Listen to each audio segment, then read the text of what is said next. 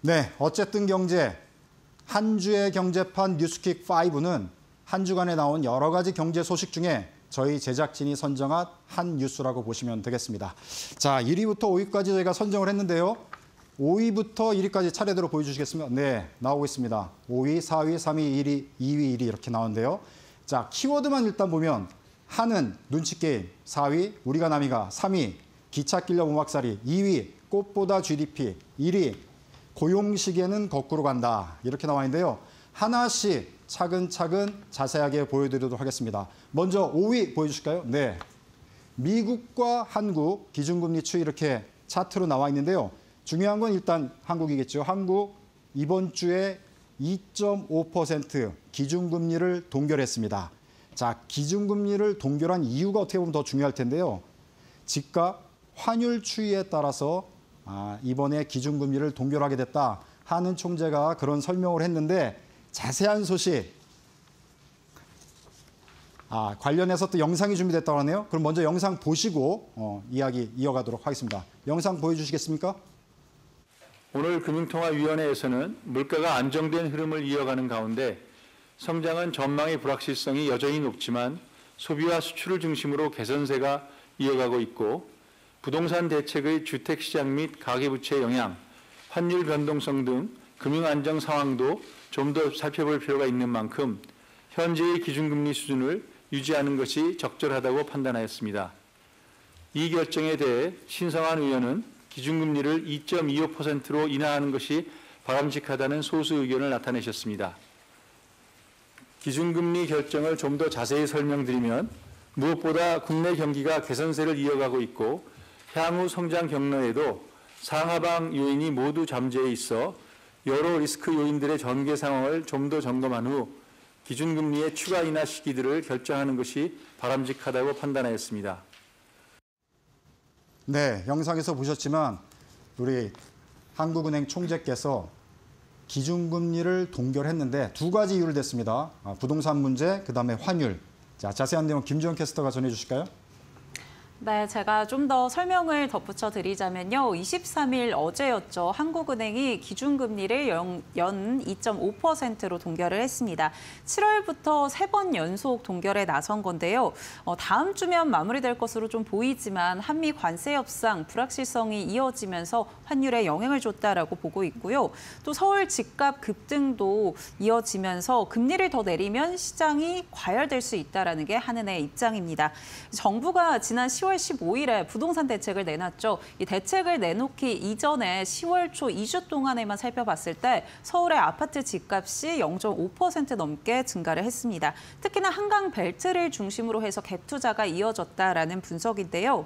아무래도 정부가 이 부동산 대책을 내놓은 지 얼마 되지 않았기 때문에 정부 정책과 발을 맞춰서 그 효과를 좀 지켜보겠다라는 게 한은의 입장이고요. 이창용 한은 총재 역시나 유동성을 더 늘려서 부동산 시장에 불을 지피지 않으려고 한다라는 발언을 내놨습니다. 시장에서는 다음 달 11월 금리 인하 가능성을 좀 높게 점치고는 있는데 아무래도 부동산 시장 안정 여부에 따라서 내년까지도 밀릴 수 있다라는 게 분석이 나오고 있는 상황입니다. 네. 자, 부동산 시장 지금 뭐 여러 가지 이슈가 되고 있는데 네. 기준금리 동결까지 영향을 미친 그런 상황인데요. 향후 추이를 좀 자세히 지켜봐야 될 것 같습니다. 자, 그럼 먼저 4위 내용으로 넘어가도록 하겠습니다. 자, 4위 자세히 보여주실까요? 네. 삼성, 테슬라, AI 칩 동맹 강화.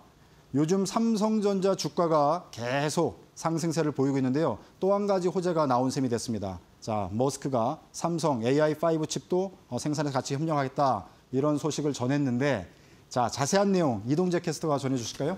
네. 삼성전자와 테슬라의 요즘 사이가 굉장히 좋습니다. 네. 삼성전자가 테슬라의 자율주행용 AI 칩인 AI4 칩과 AI6 칩에 이어서 AI5 칩도 생산하게 됐습니다. 기존의 AI5 칩은 대만의 TSMC에서 단독 생산할 것으로 전해졌었는데요. 일론 머스크 CEO가 삼성전자와 TSMC가 함께 생산하게 될 것이라고 밝혔습니다. 삼성전자는 기존의 AI4를 생산하고 있고 그리고 AI5부터는 TSMC로 전환됐다가 이후 AI6부터 다시금 삼성이 생산하는 것으로 알려져 있었는데 이번에 처음으로 AI5 칩도 삼성전자와 협력하게 될 것이라고 밝혔습니다. AI5 칩은 현재 설계 검토를 마치고 양산 단계에 있는데요. AI4 칩은 현재 삼성 파운드리 평택 공장에서 양산되고 있고 가장 최신형 칩인 AI6 칩 같은 경우에는 내년 가동 예정인 미국 텍사스주 테일러 팹에서 만들어질 예정입니다.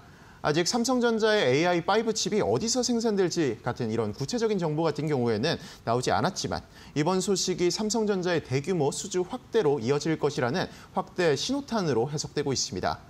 기존에는 다음 세대인 AI6 칩이 생산을 계기로 삼성전자의 파운드리 부분이 흑자 전환될 것으로 예상이 됐었는데요. AI5 칩 생산을 계기로 흑자 전환 시기가 조금은 앞당겨질 것 같습니다. 특히 이번 협력 이후 AI 칩의 AI6 칩 생산을 계기로 삼성전자의 파운드리 부분 이렇게 같이 담당하는 만큼 테슬라와 삼성이 장기 파트너십으로 이어질 수 있다는 기대감도 높아지고 있습니다. 삼성 주가도 한번 살펴보겠습니다. 네. 네, 오늘 삼성전자 종가 2.38% 상승하면서 98,800원 선에서 마감됐는데요.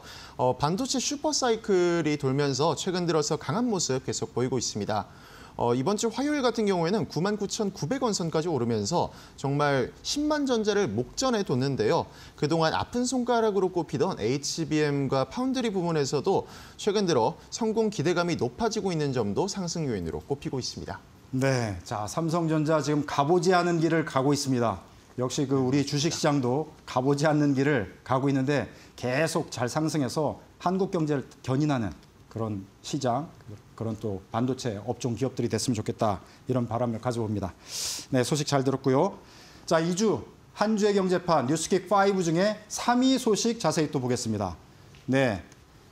여당이죠, 여당. 민주당 지금 주택공급 대책 마련에 상당히 골머리를 앓고 있는데요. 역량 집중하겠다. 입법도 신속하게 하겠다. 어제 부랴부랴 또 여당 내에서도 이런 소식들이 계속 전해지고 있습니다. 최근에 부동산 추가 대책을 발표를 했는데 내 집 마련 수요자들의 지금 반발이 지금 심한 상황입니다. 특히 이제 주택공급 어떻게 되냐. 이런 지금 질문들이 계속 쏟아지고 있는데요. 자, 이와 관련해서 이 분야에 대해서 자세히 설명해 주실 분 모신 셈이 됐습니다.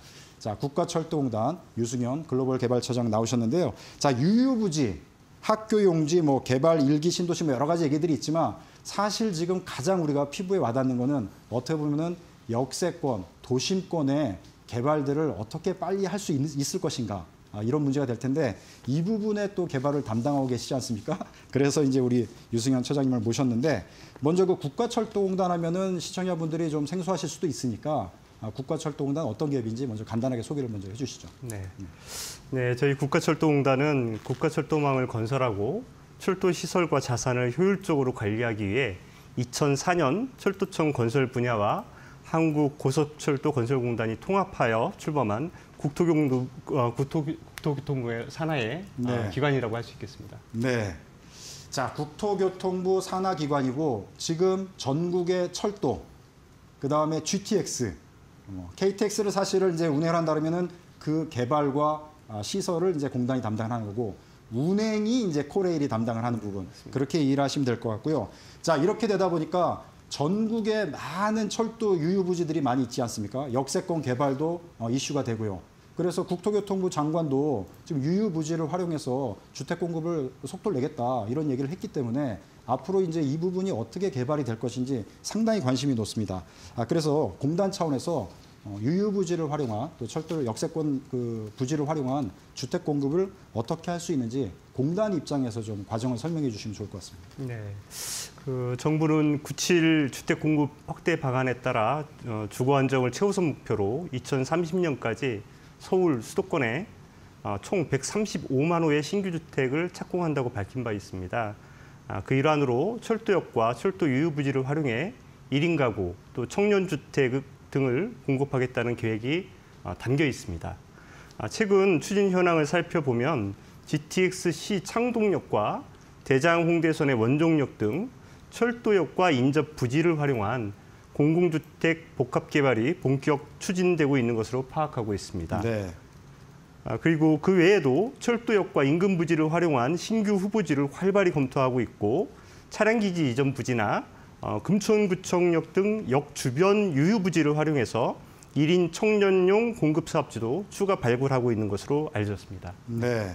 자, 철도 역사는 사실 도심권에 있는 곳이 대부분이기 때문에 상당히 유효성이 높을 거다 이렇게 예상이 되는데요. 그렇게 되면 이제 공단의 자산 가치도 높일 수 있지만 사실은 젊은 층 입장에서는 자기 그 직장과 또 생활하는 공간과 가까운 곳에 주택이 또 마련될 수 있기 때문에 상당히 관심이 높은데 앞서 개발한 것 중에 또 성공 사례들이 있으면 소개해 주시면 좀 이해가 빠를 것 같습니다. 네, 앵커께서 말씀하신 바와 같이 그 철도 복합 개발은 국유재산의 가치를 높일 뿐만 아니라 주민 편의와 지역 발전에도 많은 도움을 주고 있습니다. 또한 복합 개발에 따른 그 토지 임대료 등 수익은 모두 철도 등 국가에 재투자되는 구조로 갖고 있어서 네. 여러모로 좋은 점들이 많다고 할 수 있겠습니다. 그래서 대표적인 성공 사례들을 몇 가지 좀 살펴보면 경의선의 홍대 입구역과 공동역이 굉장히 좀 우수한 사례로 볼 수 있습니다. 네. 네, 경의선 용산 문산 복선 전철 지화가 되면서 상부의 폐선 부지를 어떻게 할지 굉장히 많은 고민들을 했었습니다. 공단하고 서울시가 협업을 해서 경의선 숲길을 재탄생시켜서 좋은 호응을 얻고 있는 사례이고요. 숲길 중간에 홍대 입구역과 공동역을 공원 내 연계를 고려해서 계획했을 뿐만 아니라 주변 상권과 조화를 이루고 있는 상태입니다.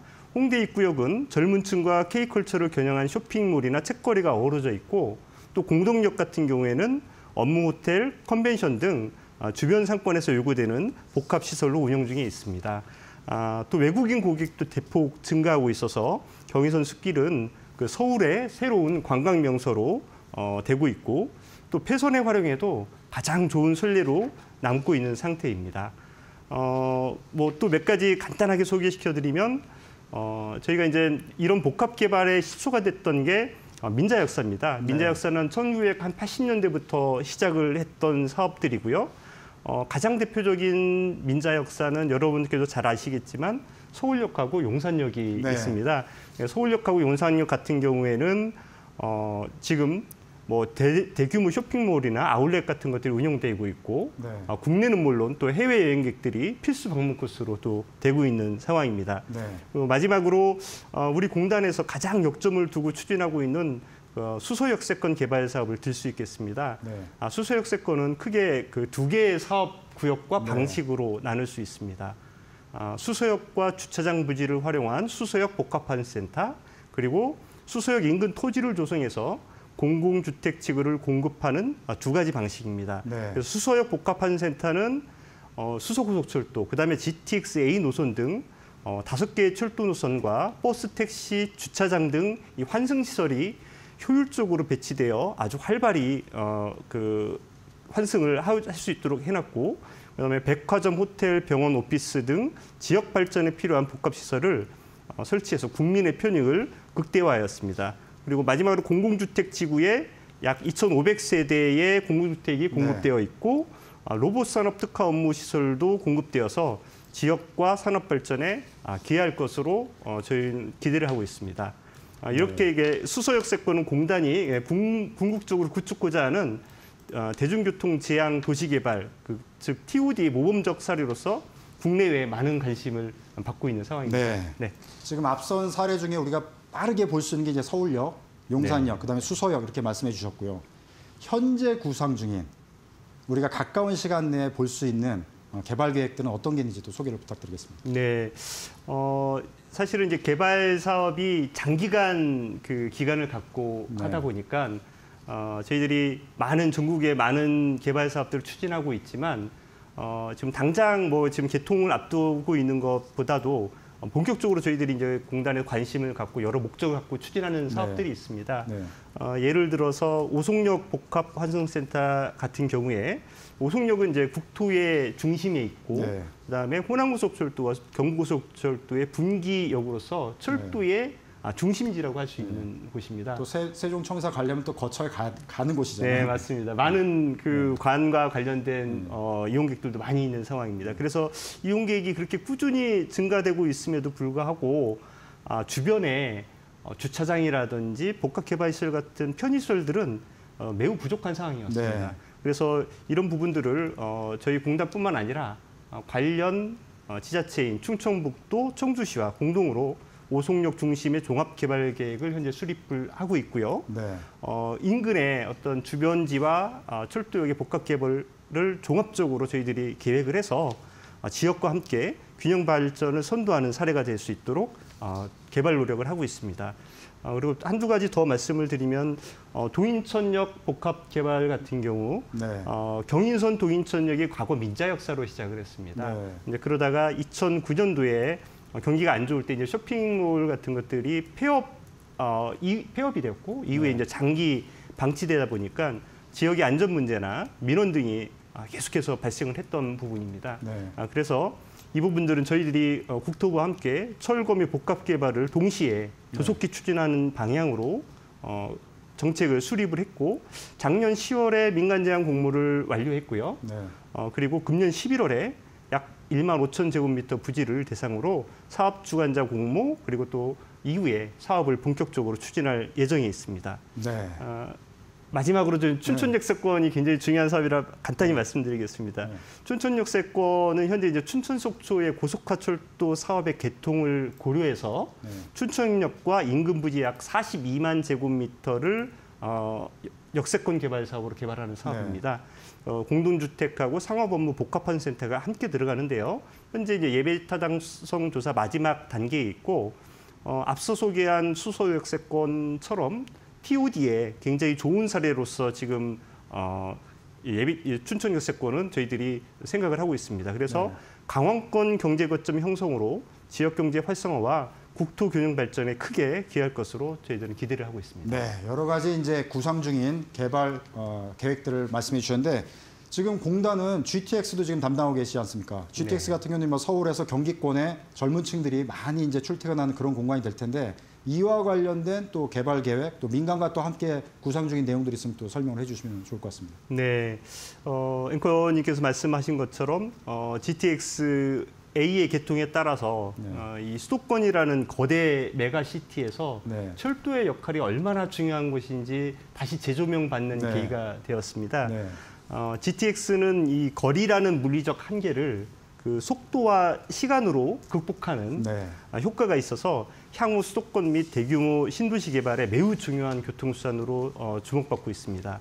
현재까지 계획된 GTX와 관련된 대규모 택지 지구는 고양 창릉 지구와 남양주 왕숙 등으로 알려져 있고 또 향후 다른 도시개발 지구와 재개발 지구들도 GTX 등 철도를 중심으로 활발히 개발될 것으로 예측하고 있습니다.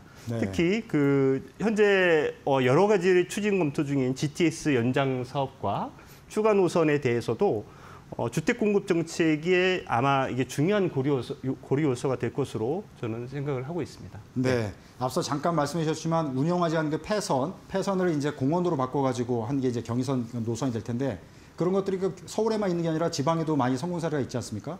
그런 사례들도 잠깐 소개해 주시면 좋을 것 같은데요. 네, 철도 폐선의 경우에는 이게 그 자칫 방치될 경우에 지역의 흉물이 될 수 있고 흉물이 되느냐 관광자원이 되느냐 이게 상당히 기로점에 쓴 거를 많이 이제 좋은 자원으로 바꾸신 거잖아요. 맞습니다. 또 이거를 또 관리하는데도 비용이 또 상당히 또 지속적으로 많이 또 소요가 되고 있습니다. 말씀하신 것처럼 쓸모를 다해서 사실은 뭐 가치가 없다고 볼 수 있는 이 폐철도 부지를 활용해서 성공적인 지역 관광 사업으로 자리매김한 사업들이 있습니다. 바로 이제 해운대 블루라인 파크와 강촌 레일파크가 그 대표적인 예인데요. 뭐 간단하게 하나씩 소개를 시켜드리면 해운대 블루라인 파크는 그 동해남부선 복선전철이 새롭게 건설되면서 기존에 이제 그 구간이 폐철도 부지가 되었습니다. 그 중에 이제 부산 해운대에서 미포, 청사포, 송정간 약 4.8km 구간을 폐철도 구간을 관광 유원지로 개발한 사업이고요. 해변 그 절경을 바라보면서 운행하는 해변 열차, 뭐 그다음 스카이캡슬, 뭐 그리고 부산시가 같이 함께 저희와 조성한 그 그린레일웨이와 또 해변 전망대 이런 것들이 이제 어우러져서 부산의 관광 명소가 되고 있는 상황입니다. 2020년 개장 이후에 누적 이용객이 약 1,000만 명을 돌파했고요. 외국인 방문객 비율도 48%에 달하는 것으로 지역 경제에도 굉장히 크게 기여를 하고 있습니다. 또 강촌 레일파크 같은 경우에는 2010년 경춘선 그 복선저철 개통으로 발생한 폐철도 무지를 개발한 사례입니다. 네. 2012년부터 레일바이크로 운영 중에 있는데요. 그 북한강에 수려한 그 관광 자원을 저희들이 그 열차를 그 레일바이크를 타면서 감상할 수 있도록 되어 있고 또 꾸준한 이용객이 있어서 레일바이크 개발 사례 상당한 모범 사례로 되고 있습니다. 네. 여러 가지 이제 개발 내용들 설명을 해주셨는데 당장 올해 또는 가장 가까운 시일 내에 우리가 볼 수 있는 공단의 개발 프로젝트는 어떤 게 있는지 간단하게 소개를 해주시죠. 지금 앞서 말씀드렸던 것처럼 이제 수서역세권이 곧 착공이 되면은 네. 그 인근 지구에 지금 이제 토지 공급이 이제 마무리돼서 2026년도에는 준공 단계에 있습니다. 네. 그렇게 되면은 일단 공공주택 지구에는 입주되어 있는 주택 세대들과 네. 그 다음에 주로 지금 대부분 업무지구 같은 경우는 대부분 그 공급이 완료가 되었습니다. 네. 그래서 준공 이후에 건설이 되고 하면은 네. 수서역세권 지구는 교통과 네. 또 도시개발이 함께 어우러질 수 있는 또 동남권의 교통 요충지로서 아마 랜드마크가 될 것으로 생각을 하고 있습니다. 네. 네. 이게 뭐 도심권하고 가까운 곳이기 때문에 굉장히 관심이 높을 것 같습니다. 잘 좀 개발해 주셔서 이 주택 공급난도 좀 해결하는데 기여를 해주시면 좋을 것 같고요. 간단하게 해외 개발 사례 같은 거 준비하고 계시면 짧게 좀 말씀해 주시죠. 네네. 공단은 그 국내 사업뿐만 아니라 해외 철도 건설 사업 같은 경우에도 지속적으로 참여를 하고 있습니다.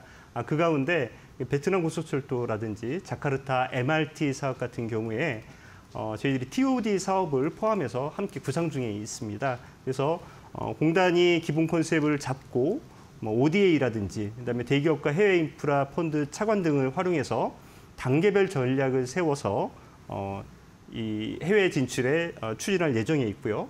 또 몽골, 카자흐스탄 등 그 철도 건설을 희망하는 그 개발도상국에도 확대해 나갈 예정에 있습니다.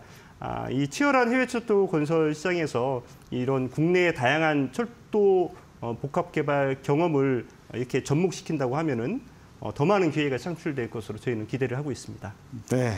설명 감사드립니다. 자, 옆에서 우리 김지영 캐스터, 이동재 캐스터 관심 있게 들으셨는데 네. 젊은 층들에게 사실 역세권 개발은 굉장히 관심이 높은 거잖아요. 그래서 어떻게 들으셨는지 우리 김지영 캐스터부터 한번 얘기를 해주시면 좋을 것 같은데요. 저도 이제 내 집 마련의 기회가 좀 더 네. 생기지 않을까 그런 꿈을 한번 꿔볼 네. 수 있는 것 같고요. 네. 그리고 앞서 이야기해 주신 것처럼 경의선 숲길 네. 저도 종종 가봤는데 네. 너무 좋더라고요. 좋죠. 네. 그래서 그런 것들이 더 많이 조성되면 좋을 것 같다 이런 생각을 했습니다. 네. 우리 이동재 캐스터 어떻게 들으셨어요? 저도 이 젊은 층 같은 경우에는 자차를 소유하지 못한 경우가 많잖아요. 네. 그렇기 때문에 저희가 이제 주택을 구할 때 특히나 이 역세권이라는 메리트를 신경을 많이 쓰는데 네. 제 주변에서도 그 네. 역세권 청년주택, 지금 이제 청년 안심주택이죠. 네. 청년 안심주택에 대한 선호도도 굉장히 높습니다. 네. 근데 이렇게 철도 유후지를 이용해서 GTX 주변의 주택 공급이라든지 네. 관광 활성화가 된다면 네. 저를 포함해서 네. 많은 제 또래 청년들이 굉장히 관심 있게 지켜볼 것 같습니다. 네. 자, 이게 젊은 층들의 기대감이 높으니까 우리 유 처장님께서 잘 좀 개발해 주시기를 간곡하게 부탁드리겠습니다. 네, 감사합니다. 자, 이렇게 소식 전해드리고요. 한 주의 경제판 뉴스킥 5. 자, 2위 소식으로 넘어가 보겠습니다. 2위 내용, 나왔습니다. IMF가 한국 1인당 GDP 세계단 하락을 전망하고 있습니다. 자, 대만이 한국을 추월할 걸로 예상되는데요. 최근 한국이 1인당 GDP가 상당히 오르면서 등수가 많이 올라갔다고 조화를 했는데 이제 다시 또 떨어지는 거 아닌가 이렇게 걱정하시는 분도 있습니다. 자, 이동재 캐스터 이 내용 어떤지 좀 전해 주시죠. 네, 우리나라의 1인당 국내 총생산 GDP가 대만에 22년 만에 역전당할 것이라는 전망이 나왔습니다. IMF는 세계 경제 전망 보고서를 통해서요. 우리나라의 올해 1인당 GDP가 지난해보다 0.8% 감소한 35,962달러로 예측했습니다.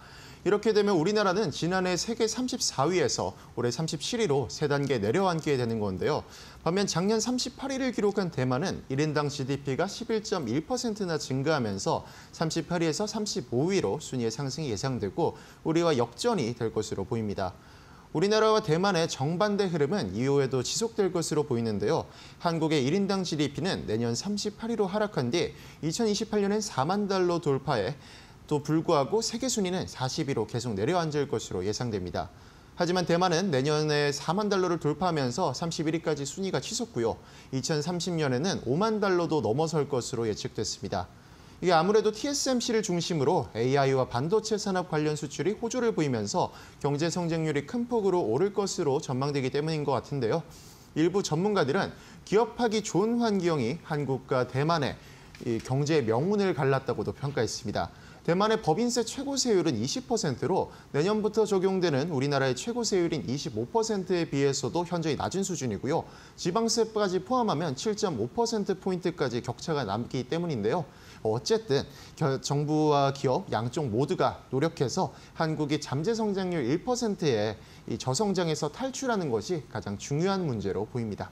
네, 잘 전해드렸고요. IMF의 전망이 틀리도록 우리가 열심히 노력해가지고 한국 경제 더 성장을 시키도록 해야겠습니다. 그런 생각이 들고요. 자, 한주 경제판 뉴스킥 5 1위 소식 보겠습니다. 자, 곧 4,000피 간다지만 겨울보다 먼저 닥친 희망퇴직 간파. 자, 우리 주식시장 가지 않은 길 최고의 상승률을 지금 보이고 있습니다. 주식시장 좋아지고 있고 기업 환경 조금씩 좋아지고 있는데 어찌된 일인지 직장인들 퇴직자는 늘어나고 있는 상황인데 좀 암울한 소식일 수도 있는데 이 소식 김지영 캐스터가 좀 전해주실까요? 네, 오늘 마지막 소식 제가 준비를 했는데요. 오늘도 국내 증시 연고점을 경신해냈습니다. 코스피가 이제는 정말 4,000피를 눈앞에 둔 상황인데요. 그야말로 불장이 이어지고 있는 시장인데 고용 시장은 한파가 이어지고 있습니다. 대기업을 중심으로 희망퇴직에 나서고 있다라는 소식들 전해졌는데요. 대표적으로 LG화학, LG전자, LG디스플레이 또 현대제철 업종을 가리지 않고 확대되고 있다라는 보도가 있었습니다. 특히나 희망퇴직하면 50대 이상의 고령자를 많이들 생각하실 것 같은데 30, 40대 젊은 층에도 희망퇴직을 받고 있다는 소식이 전해졌고요.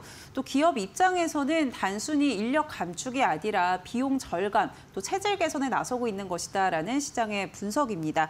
지금 미국이 관세를 부과하고 있고요. 이에 따라서 고환율 등이 이어지고 있죠. 이런 대외 리스크들의 영향을 받아가고 있는 거고요. 또 국내적으로 살펴봤을 때도 지금 고연령의 이 정규직들이 늘어나고 있다는 점도 대기업에는 부담으로 작용하고 있다는 소식들에 영향받아간 것 같습니다. 자, 지금 일부 소식을 보면은 희망퇴직이 저희 1990년생까지 해당된다 그래가지고 네. 이게 젊은 층도 예외는 아니다. 지금 이렇게 분위기가 전해지고 있는데 또 젊은이로서 어떻게 또 보시는지 한 말씀 부탁드립니다. 그러니까요. 사실 그 고용 불안정 하면은 다들 좀 많이 무서운 부분이잖아요. 네. 그렇기 때문에 고령층뿐만이 아니라 젊은 층도 이 부분에 해당된다라는 거는 좀 굉장히 걱정되고 우려가 섞이는 그런 지점이 아닌가 싶습니다. 역시 이 소식도 우리가 전반적으로 경제 성장을 끌어올리고 기업도 성장하고 또 창업이 활성화되는 그런 시대를 만들어서 많은 일자리들을 만드는 방법밖에 없겠다. 이런 생각이 드는데요. 하여간 모두 우리가 노력을 해야 될 것 같습니다.